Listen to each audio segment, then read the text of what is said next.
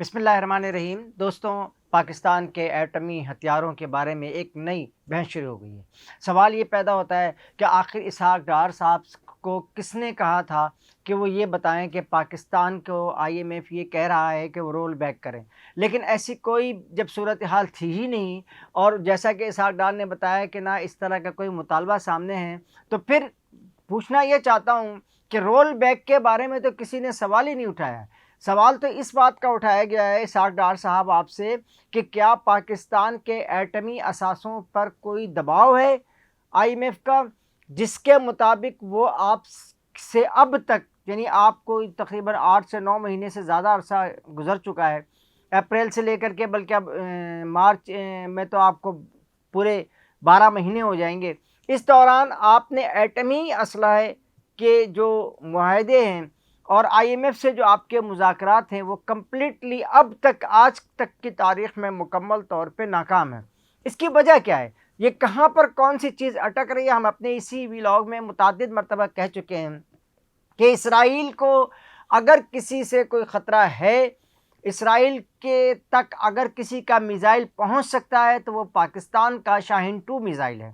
اور شاہین 2 میزائل کی اتنی ہی رینج ہے کہ وہ بیت المقدس سے بھی آگے جا کے تل ابیب کو ہٹ کر سکتا ہے۔ اور اس سلسلے میں پاکستان کی حکومتیں متعدد مرتبہ اسرائیل کے جواب میں کہہ چکی ہیں، اسرائیل کے دھمکی کے جواب میں کہہ چکی ہیں کہ اگر اس نے ایسا کیا تو اس کے جواب میں پاکستان جو ہے وہ شاہین 2 میں کی اتنی رینج ہے کہ وہ بہت دور تک مار کرتا ہے، اور وہ اسرائیل تک بھی مار کر سکتا ہے۔ اور یہ اس خطے میں چین کے بعد پاکستان ایک ایسا ملک ہے جس کے پاس یہ ٹیکنالوجی اور یہ اس طرح کا میزائل موجود ہے۔ اب پوچھنا یہ چاہتا ہوں کہ وہ کون سی جگہ ہے جہاں پہ کہ IMF آپ سے تھوڑی سی معاہدے کو کامیابی سے کرنے میں ناکامی کا مظاہرہ کر رہی ہے؟ اس کی وجہ کیا ہے؟ اس کی وجہ یہ ہے، بالکل سمپلی ہے اس کی وجہ یہ ہے کہ IMF نے آپ سے یہ نہیں کہا ہے کہ آپ اپنا پروگرام رول بیک کریں، نہ IMF نے آپ سے یہ کہا ہے کہ آپ اپنا ایٹمی پروگرام ختم کر دیں۔ IMF نے آپ سے یہ کہا ہے کہ یہ جو آپ کے ایٹمی اسلحہ ہیں، جو میزائل پروگرامز ہیں، اس کی جو سیفٹی اینڈ پریکاشنز ہیں، اس پہ جو اخراجات ہو رہے ہیں وہ بہت زیادہ ہیں۔ اب سیفٹی تو یہ ہے کہ ان اثاثوں کی حفاظت ہے، لیکن یہ پریکاشنز کیا ہے؟ پریکاشنز یہ ہیں جو آپ کی جو ایٹمی ہتھیاروں کی جو پریکاشنز ہوتی ہیں کہ ان کے لیے کس طرح کا علاقہ ہونا چاہیے، کتنی گہرائی میں اس کو دفن ہونا چاہیے، یہ ساری صورتحال پہ ان کا کہنا IMF کا کہ اس میں آپ کے اخراجات بہت زیادہ ہو رہے ہیں۔ IMF میں جو لوگ بیٹھے ہوئے ہیں وہ ایسا نہیں ہے کہ وہ آپ کی طرح ہی کوئی ڈائریکٹ کوئی بات کریں گے، وہ تو انڈائریکٹلی بات کر رہے ہیں کہ جو آپ کے اس میں اخراجات آ رہے ہیں IMF کے لیے، جو اس میں جو آپ کے اخراجات اس کے سیفٹی اینڈ پریکاشنز میں آ رہے ہیں، اس کو آپ روک لیں۔ اب پوچھنا یہ ہے کہ آخر یہ مسئلہ شروع کب ہوا ہے؟ تو میں آپ کو بتاؤں کہ 13 مارچ 2020 کو جناب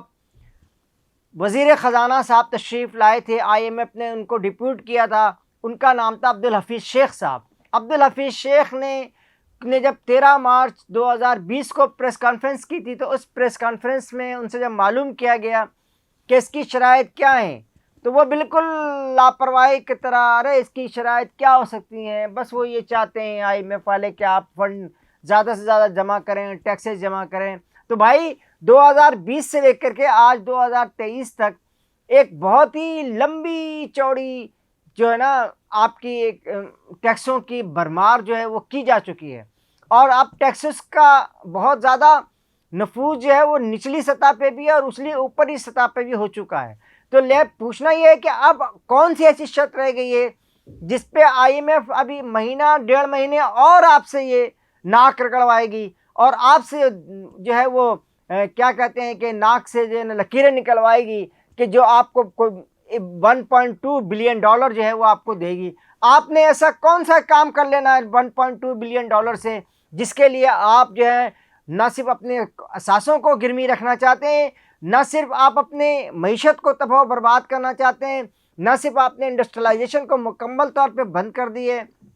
اس بات میں کوئی دوسری رائے نہیں ہے کہ اس وقت جو صورتحال انڈسٹری کی ہے وہ انتہائی تباہ کن ہے، اور تمام لوگ جو ہیں اس وقت جو ہے نا یہ بات بالکل اوپنلی کہہ رہے ہیں کہ اگر یہ صورتحال رہی ٹیکسٹائل انڈسٹری فیصل آباد میں سے میں بھی ہو کر آیا، وہاں پہ بہت سارے لومز جو بند ہو گئے ہیں، بہت سارے لوگ بے روزگار ہو گئے ہیں۔ اسی طرح ویلیو ایڈڈ سیکٹرز کی فیکٹریز جو ہیں وہ بند پڑی ہوئی ہیں۔ اور دوسری طرف کیا ہو رہا ہے،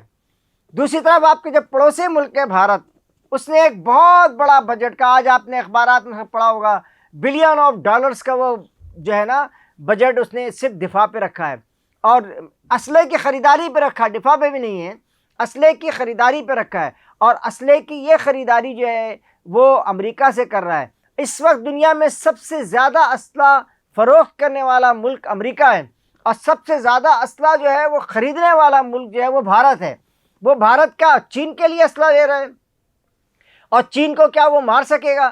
اس نے جو یہ ڈرون جو ابھی آپ نے سنا ہوگا 2-3 دن پہلے جو ہے وہ روس نے اس کے ڈرون کو مار گرایا امریکہ کے ڈرون کو۔ یہ ڈرون جو ہے یہ 32 ملین ڈالر کا ایک ڈرون تھا۔ اس کے اندر زمین سے زمین اور فضا سے زمین، زمین سے سمندر میں جو ہے نا اٹیکنگ کی، اور ایٹمی اسلحے لے جانے کے، ایٹمی اسلحے رکھنے کی، اور ایٹمی اسلحے چلانے کی یہ پوری صلاحیت تھی۔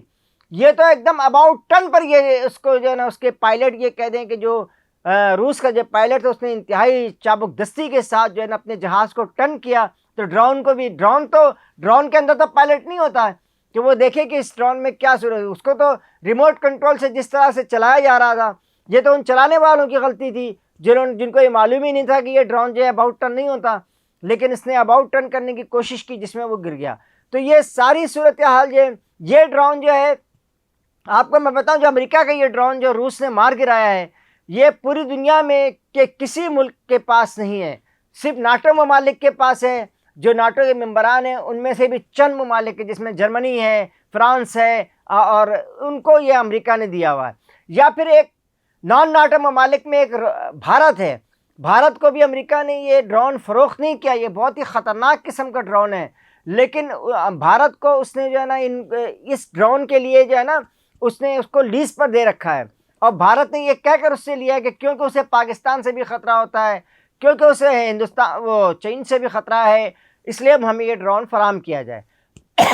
پوچھنا یہ چاہتا ہوں کہ ایک طرف تو امریکہ جو ہے وہ بھارت کو مضبوط کر رہا ہے، اور بھارت بلین آف ڈالر جو ہے نا وہ اپنے لیے اسلحہ خرید رہا ہے، اور دوسری طرف ہمارے یہاں جو ہے وہ کبھی رول بیک کی بات ہو رہی ہے۔ رول بیک بھی ایک بہت عجیب سی کہانی ہے، یہ 2008 سے شروع